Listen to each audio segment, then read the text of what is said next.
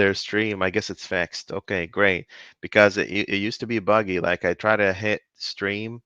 So how StreamYard works, I don't know if I ever have you actually, tried it yourself? At the top, you set up all the channels, all the social media channels that you want your stream to go out on. And then it tells you, like that stream is pushing at the same time to Twitch, at the same time to X, at the same time to YouTube, and so on and so forth. Great application. This StreamYard idea, it's pretty good. It's a pretty good idea. You're still with me, right? Did you lose Yeah. network or something? Oh No, yeah. yeah. No, I'm not really streaming myself, so I've never played with those stuff. Okay. Okay. Yeah, it's fine. We can, I really so I let me can tell see you something. I can see the notifications come through though. I just saw the announcement on YouTube and on uh, X. Oh, the notifications. Yeah, so they are Yeah. working. Yeah, they'll come through immediately as soon as you start kind of yeah, that's right. Anyway, okay, so two things though before we get started. What are we doing today? So you and I finished a service, developing a service for the source, right? So we can add a service, just to show people from a high level view where do we start, right? So here's draw.io. Let's just start from there. So here's here's a view. Let me share that real quick here. Here we are. I also like the fact that they kind of show you what the other person is seeing as well. Like if you're using Teams or anything like that, you don't know if the other person sees, but it shows you on the screen what everyone else is seeing. I think that's smart. But anyway, here we do. You and I went and created a storage broker, right? And then we created a a source service, right? This is how and I'd like us to kind of start this habit. A lot of things has changed, right? While you were gone. We introduced new categories for measuring effort. So now you have major code drop, minor code drop, medium code drop, and then there's major, minor, medium across all categories. So this applies to design. This applies to controllers. It applies to everything. It applies to Okay. everything. So anyway, so source service, and then underneath, like this is how we, kind of the design standard is to basically break methods underneath that to just explain what's being done. So in here we said insert, right? Insert source async. That's what we implemented. And here we said add source async. And both of these have been done. The communication between this and this. So we're marking this as green and green because we finished both of them. What we're going to implement today is to expose the exposure part of this. Remember, there is dependency, and then there is purposing, and then there's exposure. Purposing, and then there's exposure. The exposure part of this is to allow other people out there to be able to consume this capability that Christo and I have developed, right? So we need something called post source async.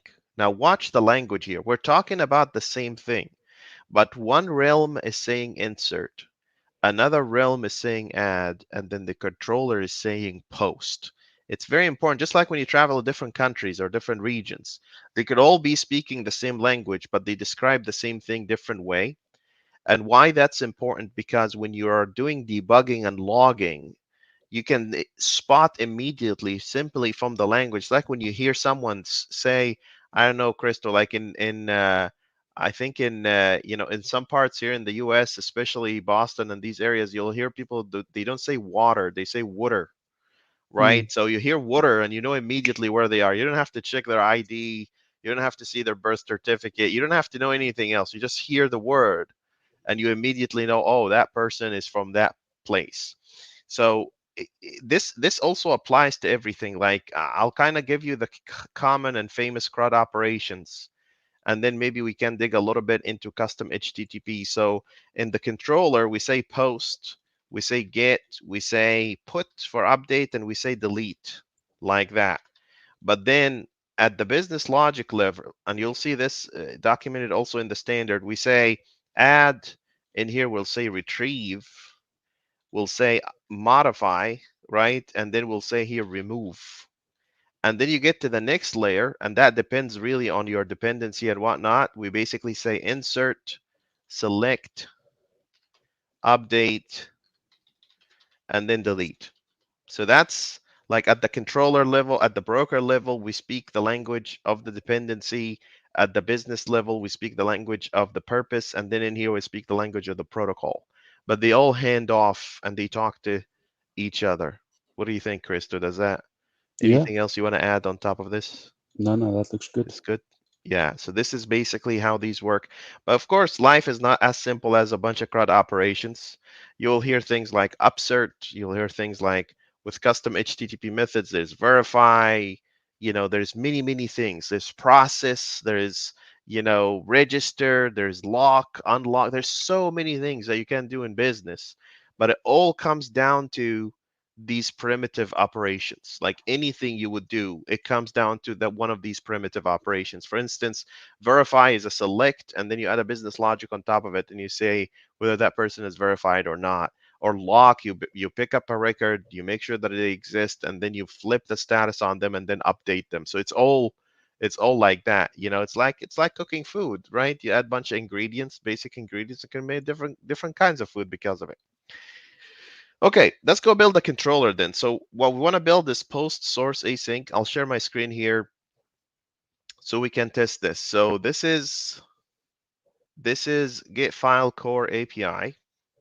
And I just want to point out I'm really grateful and thankful for the amazing contributions that people have been putting into this. This is amazing, especially Greg. Especially have you seen or talked to Greg recently, Christo, by any chance? I Yeah, don't we know where caught he's up in at. the past week. Oh, no, Yeah. no, Wait no, a second. Hello. Here they is. no. Hey, Greg, how are you? I'm good. It's good to see you, man. How are you Um, guys? good, good. Good, good. Okay, so let's do this. So Greg, we're building a controller, so I'm just gonna go here and say sources controller. So this is um a sources controller. We want to expose sources somehow to the outside world, adding the copyrights, and I'm gonna go and say this is a controller.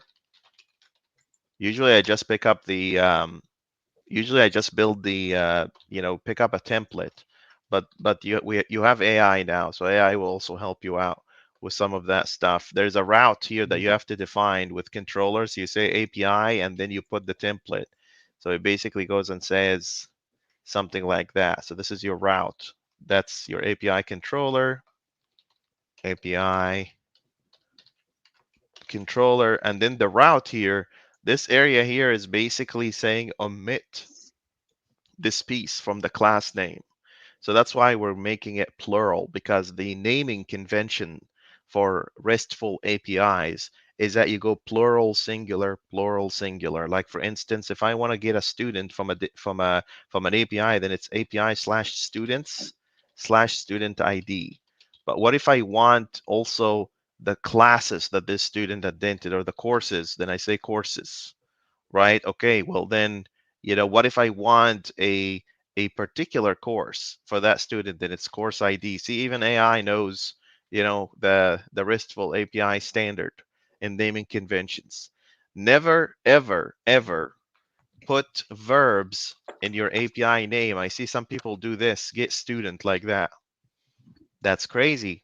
That's very crazy because you already have the HTTP verb that says get. Why would you go and put that in there? That's weird, especially if someone decides to make this a post. So now you're posting a get. Now it's a show. Now you're giving everyone a show about how confused you are about RESTful APIs. So make sure you follow that convention. It's also in the standard. Feel free to, someone said, please zoom in a bit. Okay, we're zooming in. Can you see it now? Uh, uh, uh, Nakanozu, tell me if it's visible to you now. Okay, and we also inherit something called RESTful controller, right? As far as I remember, RESTful controllers is a part of RESTful Sense. right? And what it does is that it allows you to kind of have all possible errors that are not even covered by the out-of-the-box base controller. Let me go. I'm kind of disappointed autocomplete still doesn't recognize RESTful sense. You know, how popular do we need to be to get the autocomplete to just know? We have to be as popular as what is it? The JSON serializer. You know, that's how popular we have to Yeah. get 2 billion downloads before. Okay, so let's go back here. RESTful controller. Is it now available? I have to sign my life away, accept few things. Here you go. And then it will recognize that. So what the RESTful controller is part of RESTful Sense. And what it does is that it basically gives you all kinds of error codes that you can emit out of an API controller. Be careful, this is very important because what you communicate is more important than anything. If your customer is not clear and they already build on top of the existing APIs that you create, there's no going back. You will break them if you change that. So these are all the errors. So you can do bad request, unauthorized, payment required, forbidden, all of them, all the ones that I could gather, you know, with the team to put them here. So here it is, all of it, all the 400s, 500s, you know, all the stuff is in there. Okay, and for some reason, Greg, I don't know why RESTful Sense build fails in main. I'll dig into it a little bit and see. Maybe I can. I I think can. I think it has to do with the ADO net, the thing that Crystal and I were working on with the auto labeling. Ah, interesting. Okay, I'll. Yeah, I'll. it just needs a quick patch, I think. I think because Christo just worked that out, didn't you? Yeah. Okay. Yeah. So if you're in the organization, that Mm-hmm. bit of the pipeline works. But if you're an external user pushing a PR, it doesn't have the privileges to do that. So we just need to have a condition to check whether you're a repo member or if it's an external contribution. Gotcha. We got a question here, gentlemen. Someone's asking, can the post method return data? That's a good question. Like you're posting and then you're getting back something. We need Monk. Where's Monk?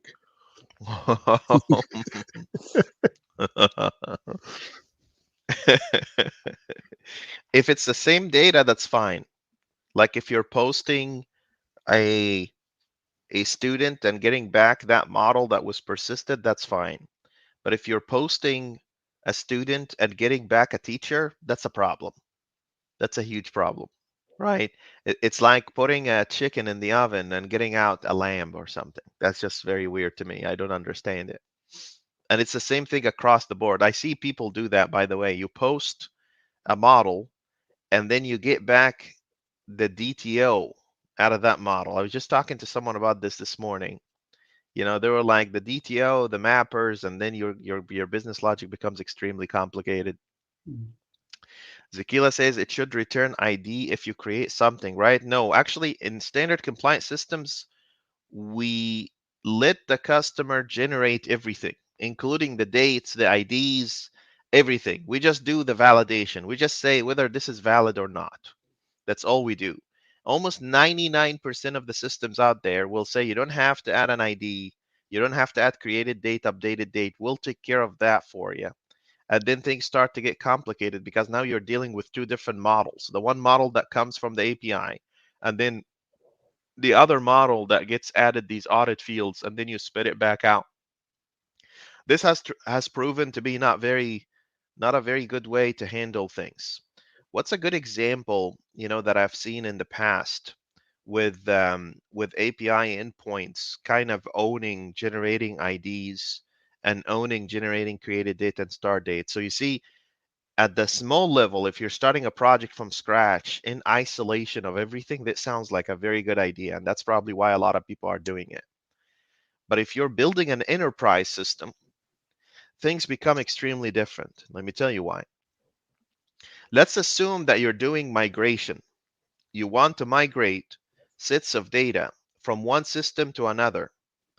A lot of people today, because of this hard and fast rule of let the API generate the ID and the created data, updated data, they end up moving the data to the database directly, not through the API. And what's the problem with that? You're skipping all the validation work, right? You're jumping across all that validation. So the data that sits in your database may or may not be compliant with your validation rules. But here's another one for you. Let's say I have a system X and I want to create new records and move them into system Y, but I want to maintain the IDs. So the references in one system needs to stay the same as the references in the other system. I can't do that because the system or the API doesn't allow me to generate IDs for my own records.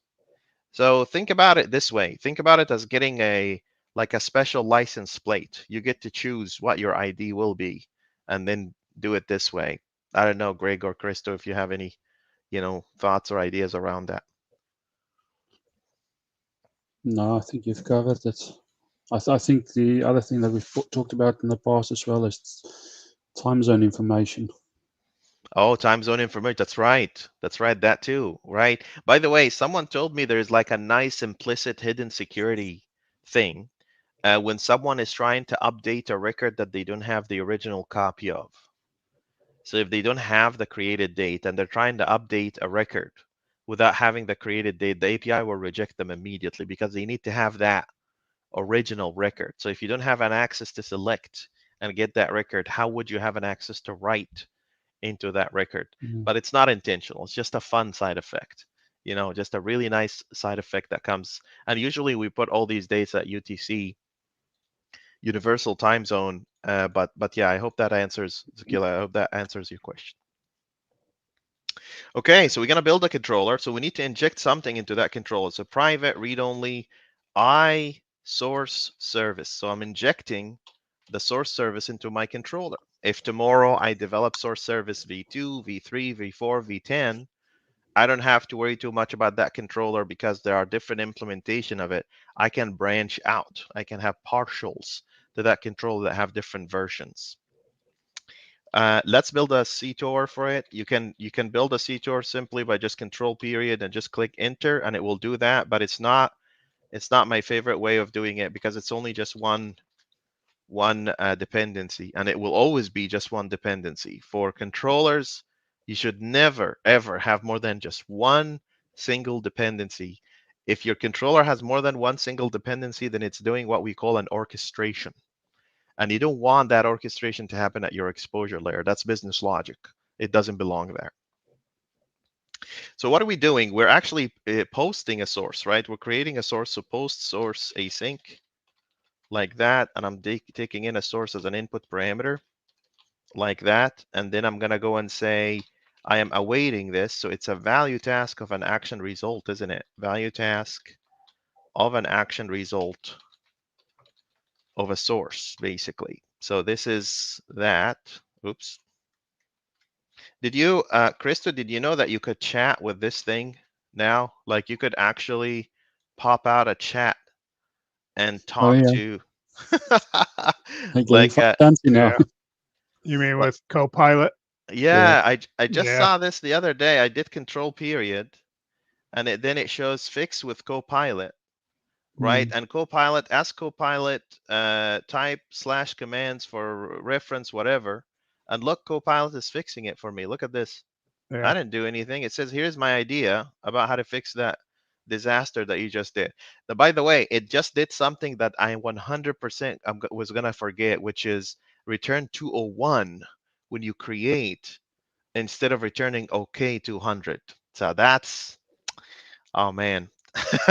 oh, Krista, what are we gonna do? So, so, so here's a source. Added source. Please add a little bit of context to the name so people know what you're doing. And this is your service source service.add source async, and I'm adding in the source here, and then I'm returning created. Oh wow, this was just one point. I knew for a fact I was gonna forget to say 201. Why does it matter? Because HTTP status code is how your customer knows what you're doing. right? If you just return everything 200, that's a disaster. But here's a funny for the two of you, and then we'll take a question from Adrian. Have you guys ever seen? I've seen this myself in real life, but I could be mistaken. Maybe it's just something I imagined. I've seen people return 200, but the body of the response has the exception message. So the service blew up, but we're still returning 200 with the body says an exception occurred. What, what do you think That's about? not a nice message. Yeah. So it's Let not somebody just else let somebody else do all the work.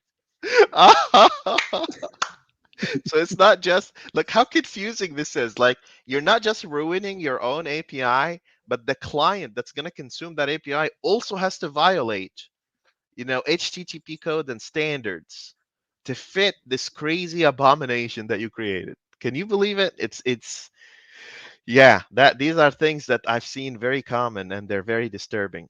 Let's see what Adrian has to say. How the front end now one valid ID or your IDs are good. I don't know what that means. Do you mean how I the I think maybe he's referring to how does it know whether you're using a GUID or an int? aha. So here's if that's the question, when you integrate with an API, you have to see the Swagger or the API documentation. Because that question applies to everything then, Adrian, right? Like, how do I know that, is subscribed is an enum or a Boolean, right? So we wouldn't know unless you read the documentation of the API, right? You have to have a documentation of the API.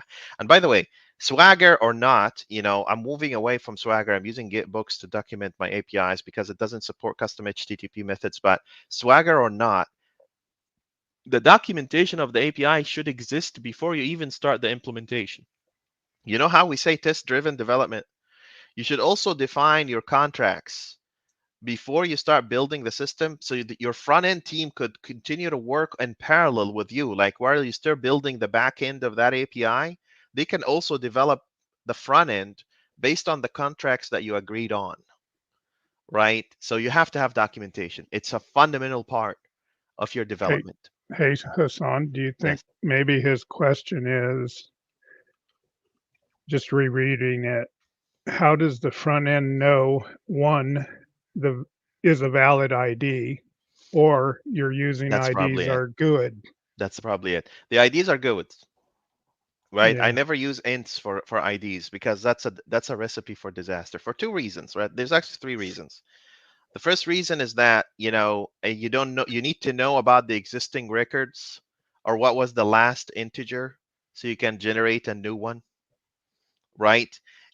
You could have a lot of conflicts and you're going to have multiple objects in your system that share the same ID. Please stay away from integers for IDs. That's just a bad idea, right? You're relying on the database to make the accumulation for you. So at the enterprise level, if you want to, cross-reference across two systems that need to have the same IDs, you're screwed. You can't do that. You Mhm. have to go and do hacks like external system ID, and it has its own thing. It gets very confusing. It's also easy for people to scan your database if you've got incremental IDs. Yes. Yeah. Thank you. Yeah. That was the third reason. Yes. I'm sorry. Yeah. And Sorry, Greg. you you get a lot of people that'll say, yeah, but the database slows down using GUIDs because it doesn't index them the same way as an int. And I think for me, it falls back to that same scenario that, a few months back is, how hard is it to add more resources versus, you know, Exactly. so Exactly. So these are the three reasons, right? Like no referencing, no control over your reference. Imagine this. Imagine you bought a wallet to store your money and cards in it, and the wallet is saying, no, you can only store the things that I tell you to store. Even though you bought the wallet, you paid for the API and you're trying to use the API, but you can't use it the way you want. You should be able to put in an API whatever you want as long as it fits that contract. Um, Also, I'll take a couple of more questions and then we'll finalize the API. Amir says, please design a multi-tenant system.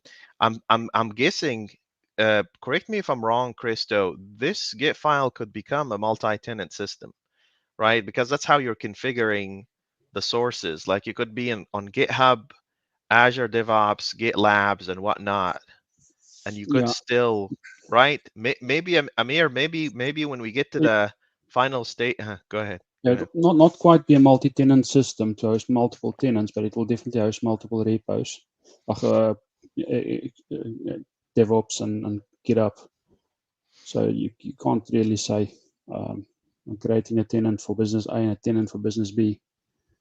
I think that's what he means, but we'll definitely Unless cater for that. And unless we can allow people to log in with their ADO live account and GitLab account and GitHub account. So now you are yeah, right. if multi-tenant, I almost see like Shopify. You get different people setting up a business in just one framework. It's not quite that for me in a multi-tenant. It's more you set up an instance and it can access whatever configured repositories is there. You know, Amir, if we don't get the chance then through this project, and I have a feeling we might, right? Then it's definitely gonna be, you know, something else. Because remember, Christo, you know, at the business layer, GitFile business, every business wants to have its own reports and stuff like that. So it could have a commercial side of it as well, right? That yeah, we could do that. One more, and then we finish the API. What complexities would you face during back-end development, most of which involve building API that handle CRUD operation? Is this work? No, it's not difficult at all. It's not difficult at all. Like today, actually building APIs with CRUD operations is like the equivalent of having like learning the alphabets in APIs, right?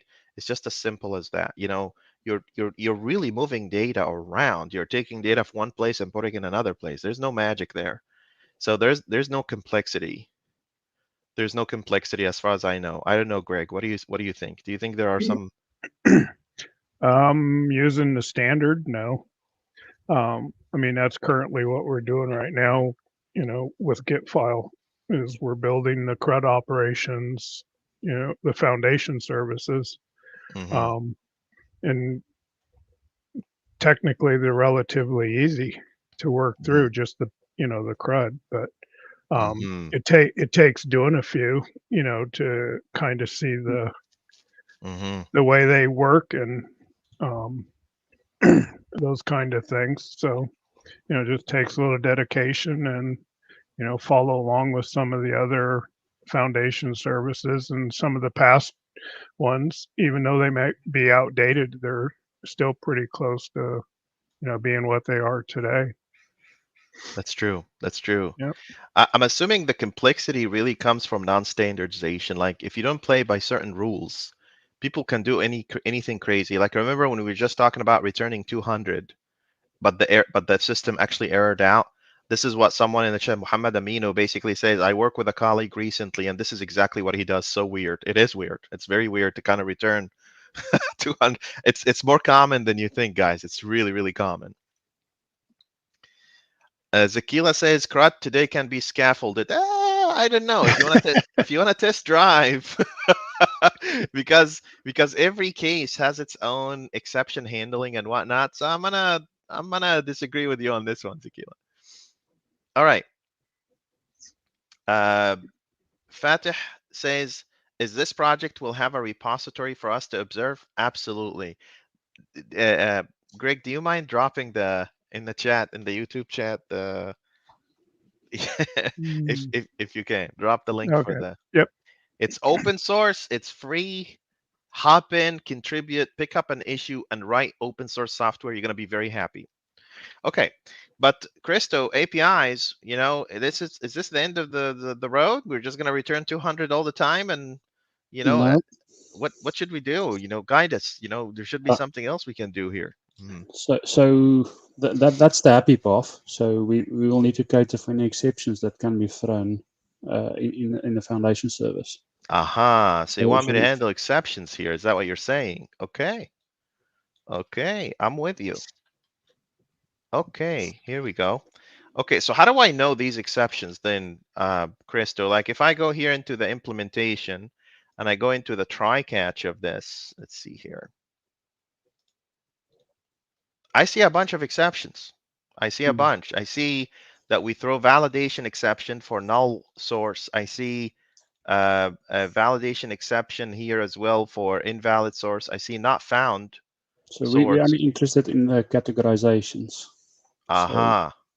So So your foundation mhm, service will localize and then categorize all the exceptions. let's do So the that. exception that your foundation service will then throw is either source validation, source dependency validation, or a Okay. service exception and a dependency exception. Yeah. Okay, so you're saying that there are three categories of exceptions, right? There Yeah. is validation, dependency, and then service exception, right? Yeah. And And yeah, dependency and then validation. there's a subcategory which is dependency validation. That's true. So if I were to break it for people, every service out there returned categorically three main things, and then they branch out. Like there's dependency exception, and then there's service exception. Now listen to me on this one very well. This dependency exception has twofold. Your dependency could be returning a validation error, so it becomes dependency validation, or your dependency can be returning a service error on the dependency level. So it's dependency service, but we usually make it short and we say just dependency exception. Why is that important? Because if it's a dependency validation, it's a 4xx error. If it's a dependency service exception, then it becomes 5xx. Okay? With the service, it's always 5xx. With the validation, it's always 4xx. See how it's balanced and beautiful, just software in general.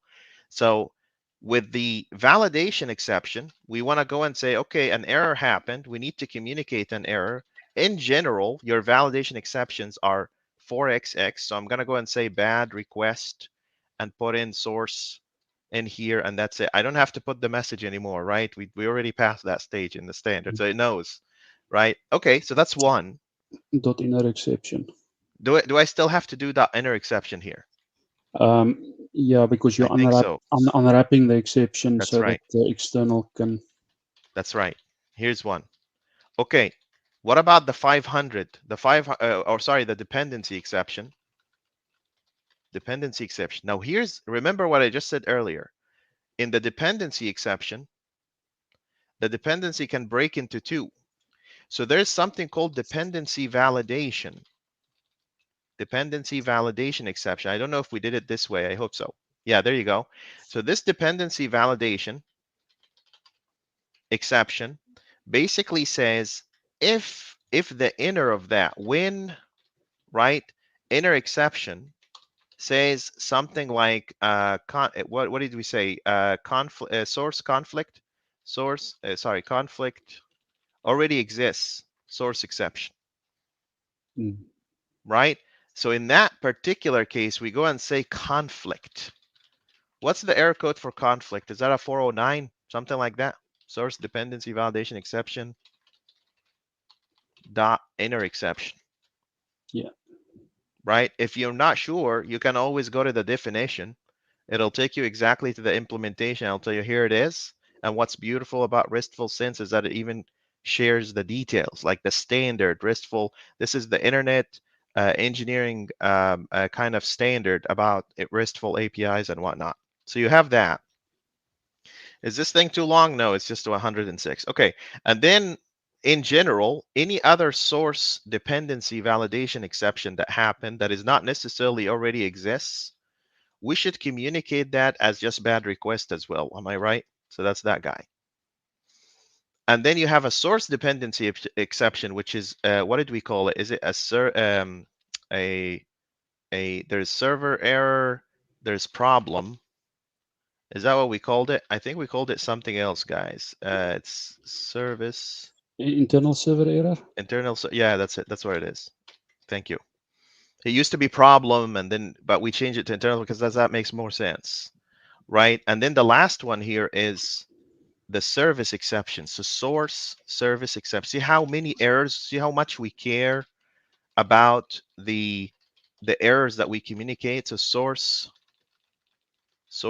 service exception. And then I'm gonna kind of drop a crazy idea here for everyone, and hopefully everyone likes what we're saying. So in this particular case, are we gonna share the inner here, or do we just share just the exception because we don't want to share the specifics about what happened? I think that's the goal here. You don't want to share the actual details about the internals of your service. Am I right? Yeah, that's right in those two. Yeah. Are we missing one on the dependency exceptions? Do we not have a Reference? Yeah. We don't have a reference. It's an edge entity, isn't it? I think, did we not, similar to already exist exception, have an invalid source reference exception?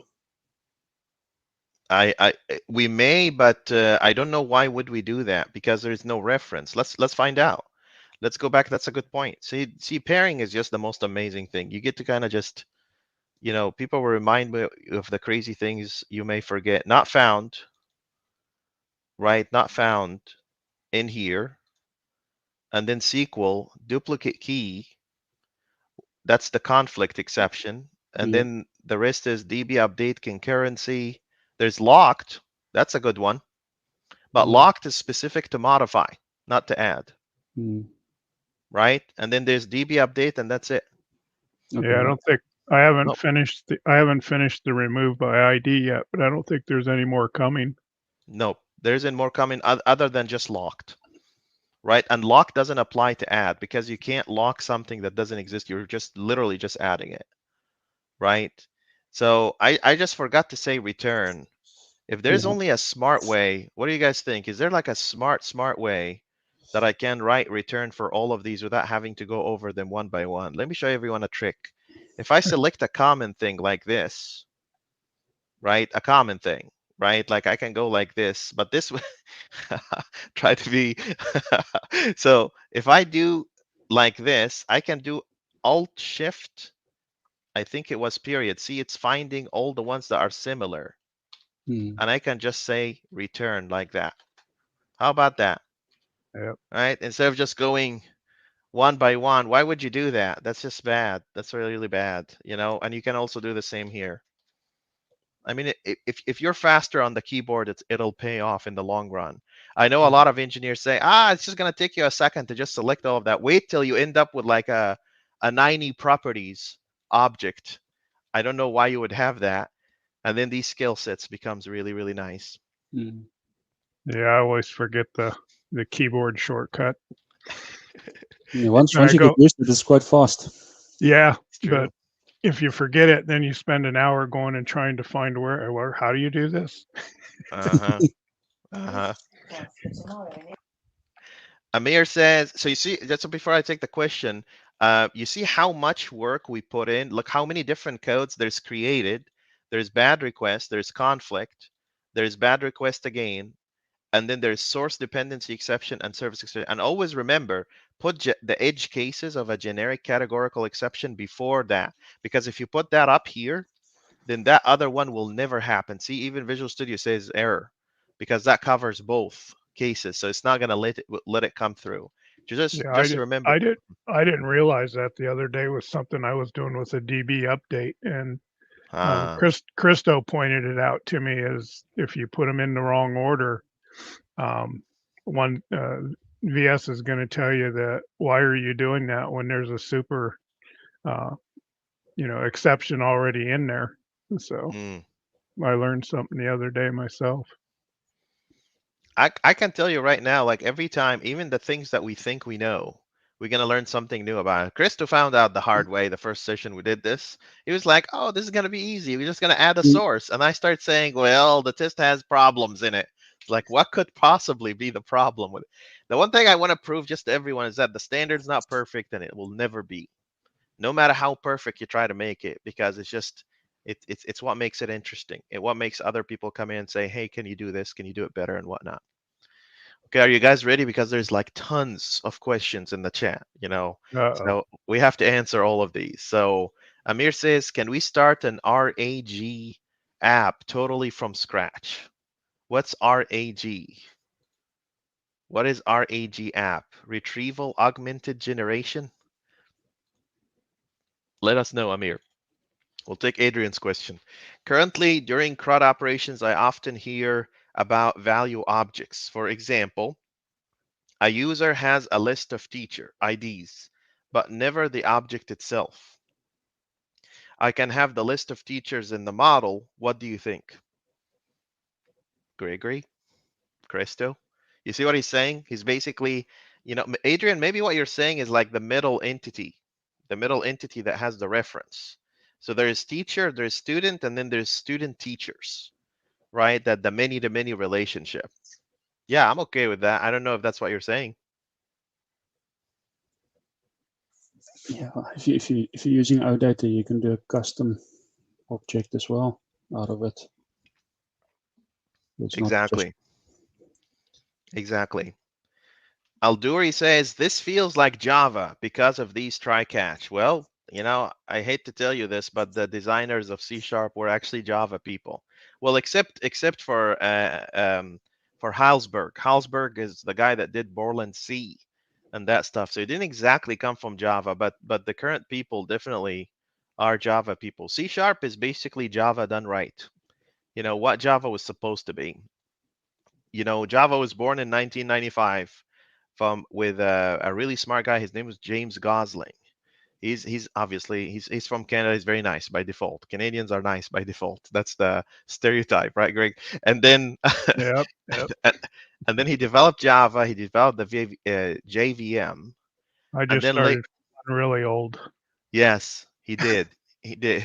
He did. No, I just said I just started feeling really old with this conversation. Because of the 1995. 1995. 1995, I was 9 years old. 1995. I didn't even know, I didn't even have shoes on. But there we are. So anyway, yeah, so 1995, James Gosling, and then a lot of these people learned the lesson and they basically built C# on top of it. Okay. Another question, Zakila says, what about result pattern? Is that practice or now it's a trend? I've been seeing this a lot Yeah. on LinkedIn, the result pattern. What scares me the most about result pattern is that it doesn't terminate the circuit. Like you have to intentionally try to terminate the circuit. Like if you determine a sequence of operations is done and you don't want to go any further, result pattern doesn't cut that circuit right away. You still have to do extra handling to kind of get out of that flow, right? You maybe have to do a return and have to do, I don't know, whatever you have to do to kind of, terminate the flow. I am 100%, or at least for the time being, and as for the history of this video, at the time of the date of this video, I'm not a big fan of result pattern, especially that it adds yet another model that you have to add to your flow, right? And then that model becomes an entanglement because now all your services need that generic result model to return things. So it becomes another problem with entanglement. Try to change that model and everything breaks. Very concerning. Rafael says, why don't you use global error handling, right? So at the exception level, using global error handling. What's the problem with that? The problem with that is if you use global error handling, right, it becomes very hard for you to kind of identify. You see, Rafael, the exceptions that we're handling here are more than just exceptions. Like the name itself of the exception, like see, the name has the entity name, the problem, and what happened in the inner exception. If you use global error handling, you're going to end up with a file that has either 500 exceptions in it, or someone else might go and say, well, why don't you inherit? And now we fall into that entanglement trap. A lot of people do that global error handling, but I don't know, Christo or Greg, if you have thoughts on that matter. Yeah, you can't guarantee that all your exceptions will end up globally anyway, because you might have exception handling in your orchestration that say, okay, in this scenario, I do this. So Exactly. if you don't log on every level, then you're going to lose error detail. Yeah, I kind of see when you start using globals, you're just kind of hiding away things that nobody's ever going to see or think about. Hmm. Gustavo says, will this project ever be available on GitHub? Right. So if you want to find this project on GitHub, Gustavo, I put the link you in put the the link chat. already. Why am I Yeah. not seeing it though? Did you put it in the YouTube chat? Yeah, that's what you wanted. That's where I Yeah, put that's it. right. Why am I not seeing it? That's weird. So that's strange. I'll post it again, but thank you, Greg. I'll post it one more time and I will pin it in the chat so people know. So Gustavo, this is definitely open source. Everything we build here is open source. Please take a look here. Um Here, Yeah. GitHub. Yeah, I Uh, think it just got buried. got buried under the comments. Yeah. Okay, all right. You guys are very popular today. You know, it's just a lot of people. They have questions for you. What should we do about that? So anyway, that's the link, right? Put them to That's the link. work. Put them to work. Start giving some help. That's exactly it. That's Yeah. exactly it. Um, let's see. Fateh says, "What's the idea when you are trying to cut? What's the idea which you're trying to cover here? I joined the stream a little late. That's why I'm asking. Oh, the idea? We're building a system that looks at your contributions on GitHub and it evaluates your contributions. The end result looks something like this. Let me show you.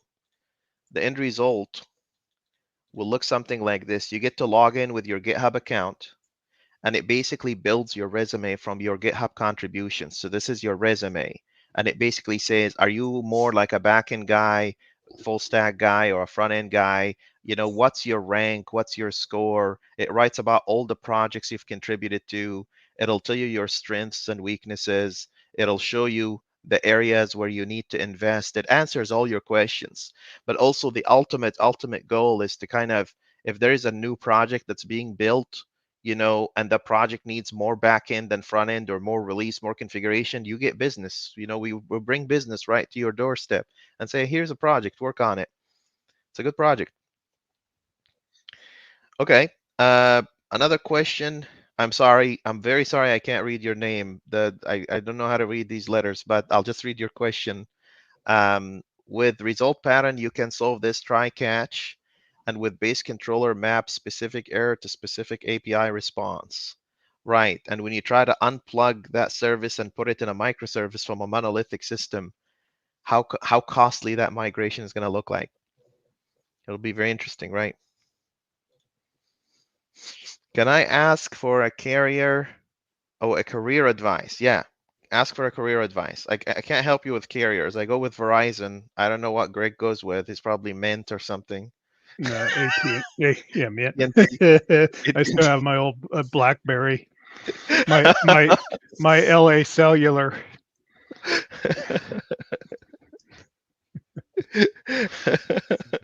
I don't know what they use in England, Christo. Is it something like an O2 or something like that? As far as I remember, back when I was there was something like O2 or something. Yeah, we've got O2 and Vodafone, and Abdul Samad says, I'm hearing Greg's voice for the first time. Yeah, Greg is like this kind of he's like the hidden soldier, right? That Yeah, takes yeah. care of the standard community, you know, just always there to answer people questions, but no one actually heard My Greg before. mentor was Kailu.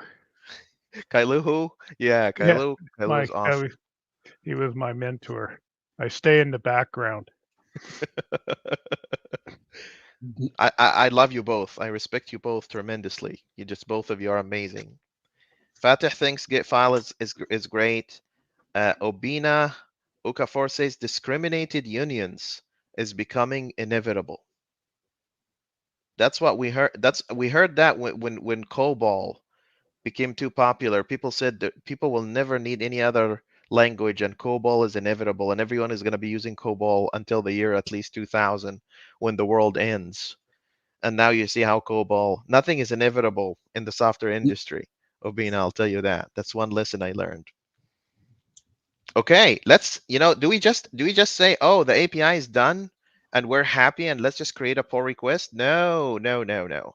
According to the standard, if you want to submit a controller pull request, you have to put a screenshot of you actually running that controller and getting at least the 200 error, the 200 code. So let's do that. I'm going to run this guy. Let me make sure that API is the startup, and let me create actually a branch for this. Jay, I forgot to create a branch. So the branch would be users, Hassan, Habib / controllers dash, and then you put the entity. Your entity here is source, and then you put the action, which is post. That's how you name your your branch. And then I'm just gonna run the API and let's try it together. Let's see, guys, if it works or not. Oops, I have an error. What error do I have? Validate source. That's existing code. Maybe I just need a rebuild. No, something is weird. It says validate storage source doesn't exist. Does our main build? Question. Let me quickly check. I think it does. So I'm gonna just unload and reload and assume the best here. No. Inconsistent accessibility. Aha. It says The iSource service. the public internal thing. Yeah, let's do that. Let's make this public then. Is this happy now? Hopefully. Yeah, there you go. Let's rebuild this. Yeah, this was just a trip. If you run into that problem, that's Visual Studio tripping. It's basically not picking up all the symbols, and all you have to do to fix it is just unload and reload the project. It's a bug. It's a bug in Visual Studio. And Syed Hashimi, if you're watching this, fix Visual Studio. You know who you are. You know who I'm talking to. Yeah, So, I think there's a setting now they put in there where you can reload. load, well, you can load all the symbols when you start up, and you got to sit there and wait for them all, and then you can Uh-huh. work real good at that time. But then once you shut down and restart, you have to do it all over again. Wild. I also see upgrade in here. I don't know what that means. Upgrade .NET upgrade assistant extensions. It's required to upgrade projects. Really? So you now have a .NET upgrade assistant that helps you upgrade to the new version of .NET. That's pretty cool. That's very cool. I don't know how effective it is, but it's very cool. Okay. Let's just go back to this part. So I'm gonna run this project because we want to test our API. Otherwise, I can't create an endpoint this way. I'll be selfish, even though, I'm done with Swagger forever. It's available, so I may as well use it.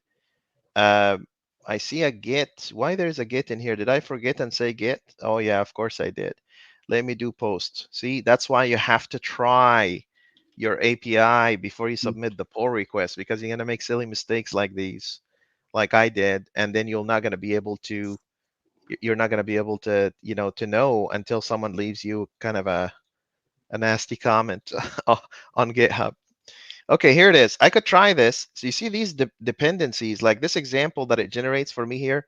I don't care much for that because I really want just the bare bone, the bare minimum of the model, which are these guys right here. The other cool thing about this is that it generates an actual date for you. So all I have to do is just say execute. I think this will error because I get a migration. There's already an object named contribution type. So we have also problems with the database. Let me clean out the database for this real quick. So get file, delete. I'll assume that the person that did the migration is building on top of. Please don't do this in like production environments, because what this means is that you're basically requiring a remigration and reset of the data, which is not a very good idea.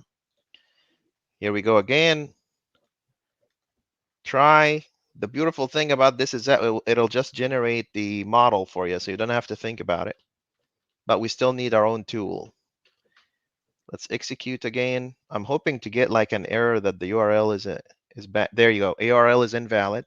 That's because we really care about our errors. And then I can go here and say, I don't know, https So, github.com.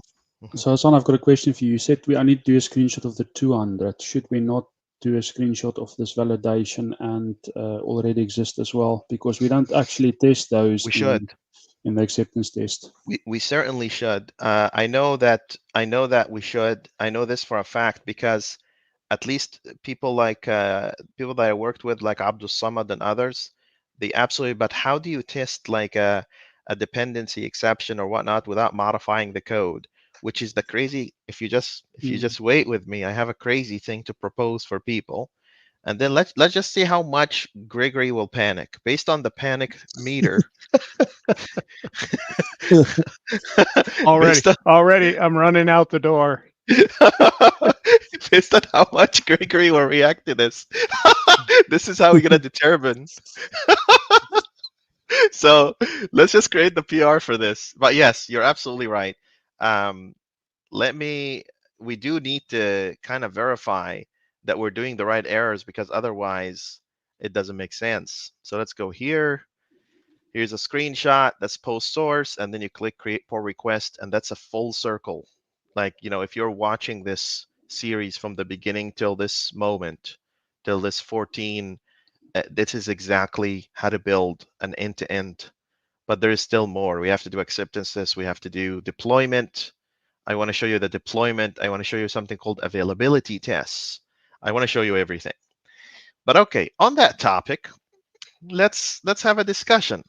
What do you guys think about, I mean, we do test our components, right? Like when you build a UI component, we test drive that in Blazor. So why wouldn't we test drive our controllers as well? So you mock the service dependency, and then you cause an exception, and then you handle the error, because there's nothing in our flow right now that handles other than the 200 happy case. And this sounds like something that we need to make a decision on as a standard community. So thoughts? Yeah, so I think that is definitely a thing that we need to think about in terms of the rest of GitFyle as well. Yes. So the scenario that I'm thinking of is, at the moment, it's quite easy for us to mock our API with what's it, Hmm. wire mock. Wire mock. That's right. But if Oh we no, not consume it, Wiremock.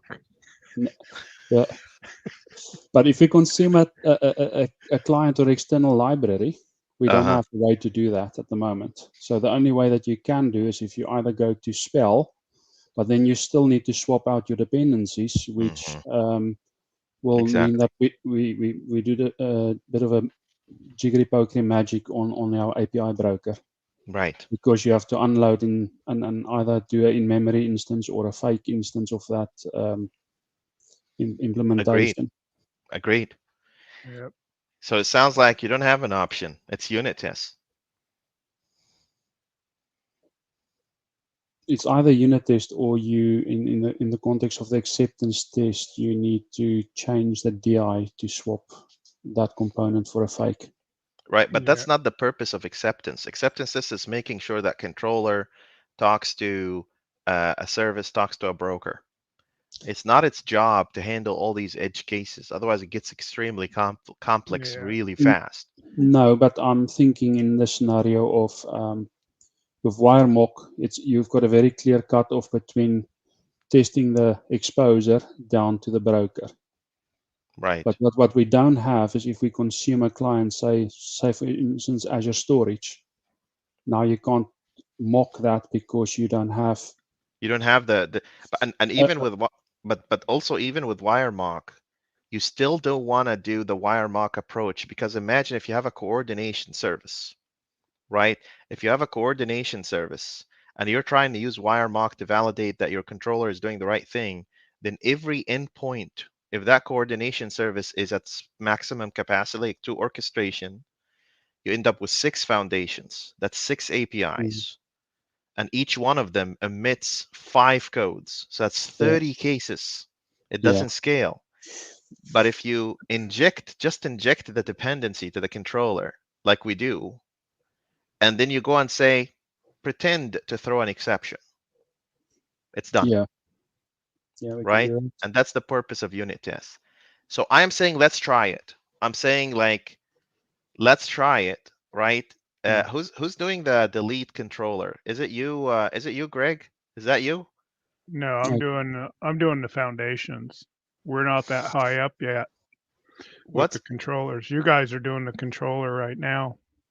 So do we have done foundation services that we can take advantage of to I should do? be I should be done with the remove, which is the last one for the sources. Yeah, so we should be ready for next week. Yeah. So Yeah, I next, should have that done here probably this weekend. So okay. So next week, listen guys, next week, we're gonna attempt a standard upgrade. We're gonna test drive our controllers because that exception cases that are in there, there's just no way to handle it except we add the exceptions in there, right? This might give a leg up to the people that say do global exception handling, but just la la la la la la. La, you don't hear them. Just pretend like you don't know what they're saying. Okay. yeah, and I also think that, maybe if we're going to hold off on this until next week, um, I think the other foundation, which is the contribution, which is the one Slim is doing, Ahmad, Yeah. Yeah. and I think he's ready for his ad to be merged. Christo just needs to take a quick look at it, and then I think he can pretty much blow through the others, and maybe that one will be done by next weekend as well. Perfect. As long as these foundations are ready, hold on. Don't let anyone do any controllers. Like don't let Yeah. these be up for grabs because we want to upgrade the standard community. We're gonna push that another point forward. Just I want to give credit to this idea to someone that I used to mentor, Jacqueline. Jacqueline is someone that I used to mentor a long time ago, and she asked me that question. I said we probably should test drive that, and it just went away. That was 2019, so about 5 years ago. So I'm glad this came up again because that's a very good question, a great question, and let's upgrade the standard. See, it's not perfect. It keeps growing this Yep. way. All right. That's the end of it. I want to thank the 114 people that are watching us on the stream live right now. Thank you. I hope this Cool. is useful for you. And, don't forget to check again next week. Christo, Greg, and I will Yep. be hanging out every weekend. Some people play Dungeons and Dragons. Some people go out for a drink. We write code. That's just what we do. Yep. Thank you, everyone. Take care. All right. Thanks. Bye bye. Bye, everybody. Bye.